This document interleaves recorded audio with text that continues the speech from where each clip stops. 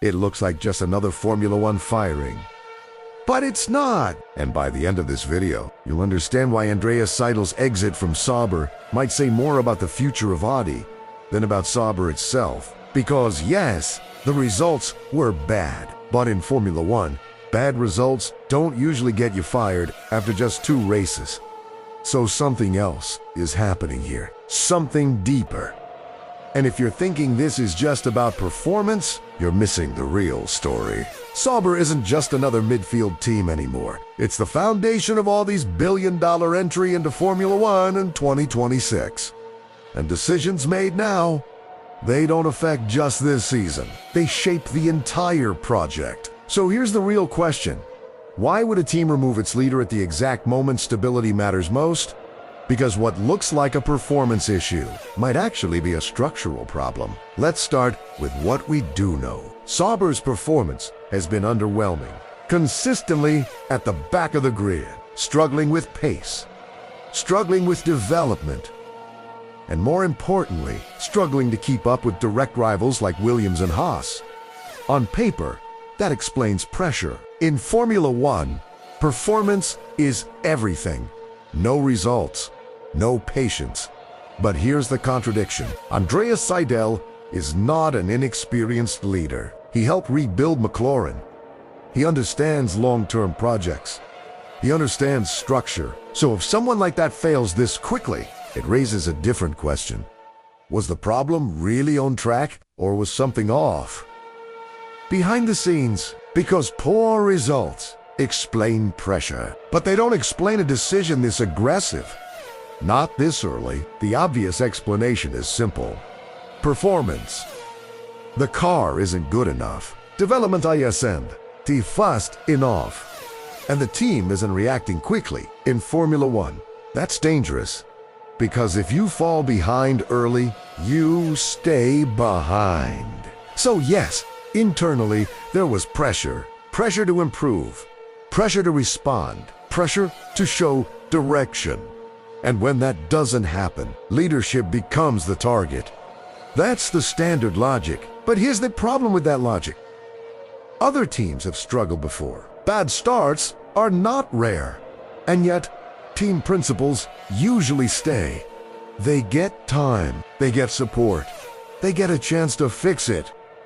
So why didn't That's where the story changes. Because this isn't just about performance. It's about structure. Sauber is not operating like a normal team anymore. It's in transition from Sauber to Audi. And that creates a very specific problem.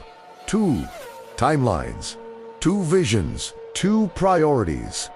Short-term performance versus long-term transformation. And when those don't align, leadership becomes unstable. The real issue may not have been results. It may have been alignment, strategic alignment. Because building a team for 2026 is not the same as fixing a car for 2025.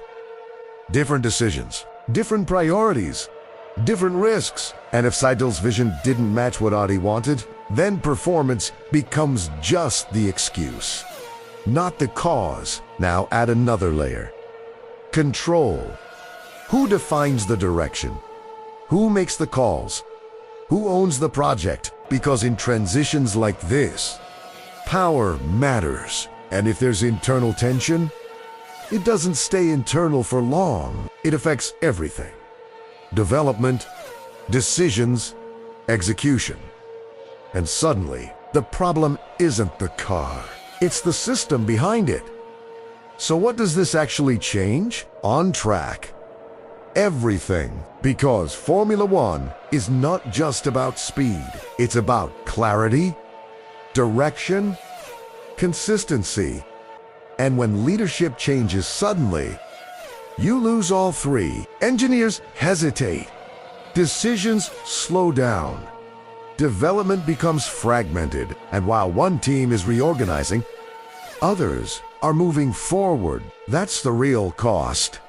Not just losing a leader, but losing time. And in Formula One, time is performance. Now, take that one step further. This isn't just about 2025. This is about 2026.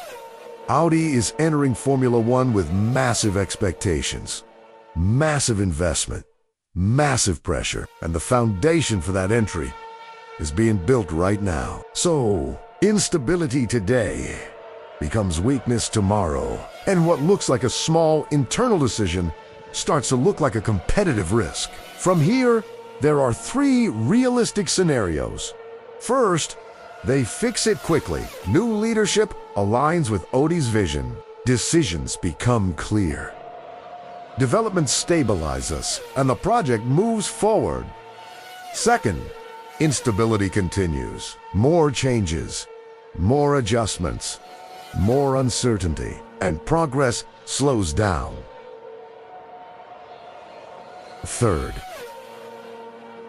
the worst-case scenario. The structure never fully stabilizes, and by the time 2026 arrives, the team is not ready, not competitive, not aligned. So what's the real test? It's not the next race. It's not even this season. It's what happens internally, right now.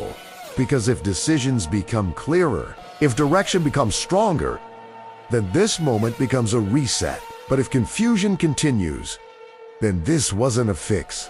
It was a warning sign. So no, this wasn't just about performance, and it definitely wasn't just about two bad races. This was about alignment, structure, control, and the direction of a project that hasn't even started yet.